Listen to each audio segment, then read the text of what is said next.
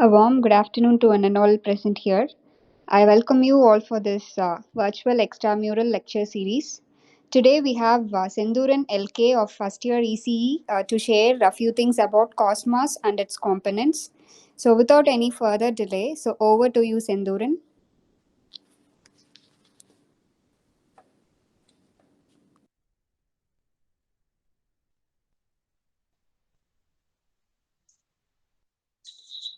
Thank you, ma'am. A very warm greetings to all of my colleagues and staff. As you all know, my name is Senduran of ECE department, pursuing in KITE, and I am here to speak on the topic Cosmos and its components.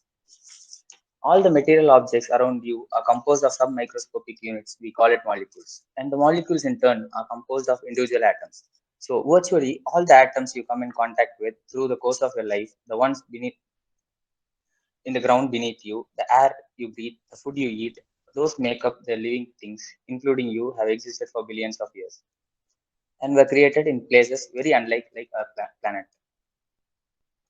How those atoms came is what I wanted to share with you.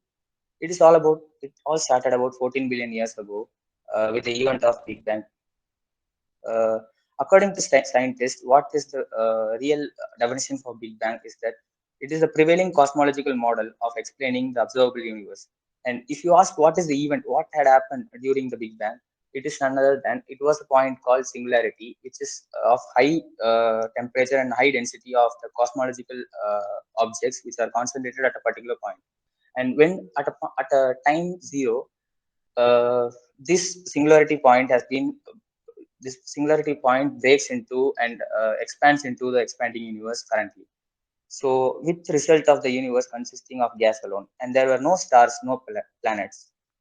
The gas was made up of only atoms belonging to the simplest elements. It was about 75% of hydrogen, and almost the rest was helium.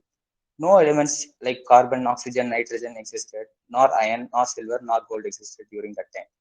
In some places, the density of gases was slightly greater than others due to the gravity, and those places were attracted even more with gas, which further strengthened the pull of gravity, which drew more gas and so on. So eventually, a large dense gas ball is formed, shrinking under their own gravity, and consequently heating up on the inside. At some point, the core of such ball gets hot enough that the nuclear fission occurs. Hydrogen atoms smash together to form the helium and, and accompanied by great release of energy. So strong enough that energy which is released is strong enough to counteract with the shrinking force of gravity.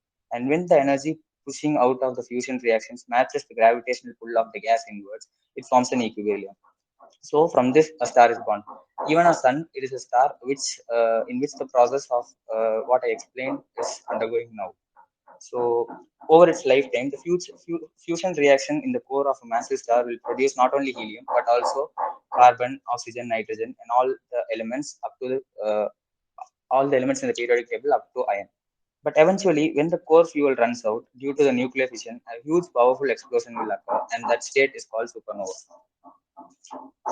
Now let us discuss the components of universe. So our universe is consisted of dark matter. Our universe consists of dark matter, dark energy, and ordinary matter. The dark matter it constitutes about 27 percentage, and it is the content that pulls apart it is the content that is apart from the luminous contents of the space. If you consider a image of space, except the contents, that is the luminous contents, what do we see like planets and all the other cosmological objects, except that what do we see, the black background is called the dark matter.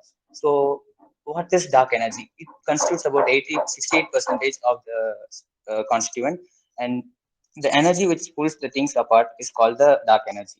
So what the third constituent is ordinary matter, which is about 5 percentage.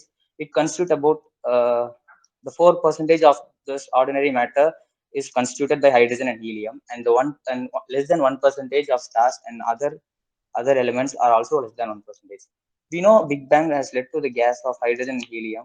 We may ask how these gases are formed. So we must need to know a little depth of knowledge in quantum. So we must so we know atoms consist of protons, neutrons, and electrons. These protons and neutrons are made up of small structural units called quarks. These quarks are plays an important role in explaining the photons and neutrons and all the microscopic contents. As like if it explains the proton as the proton can be explained like two up quarks and one down quark, and the neutron can be explained by two down quark and one up quark. We saw the formation of universe, the Big Bang, and we must be curious to know how the universe will end. So, according to scientists' theories, there are a lot of theories given by scientists, but there are few theories are accepted by the scientists all over the world, and such theories are the Big Crunch and the Big Freeze. It is a what is Big Crunch? It is the theory of loop where expanding universe stops at a point of time and eventually collapses down again into singularity, thus leading to a new Big Bang.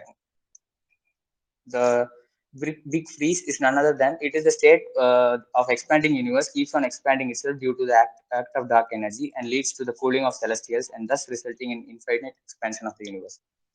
And let me conclude my speech by the famous comments of Halo Shapley, who was a famous astronomer. He told that we are the brothers of boulders and cousins of clouds. He wanted to say that with an exception of hydrogen and helium, the ground you walk on, the air you breathe, everything is made of atoms that were created by stars. And I wanted to thank our KJSL institution for giving me this wonderful opportunity. And I want to thank all my staff who successfully running this series of events. Once again, I thank you all. Thank you, Sendhuran. So we just traveled into a space itself for a few minutes. Thank you for the session. So thank you guys for joining.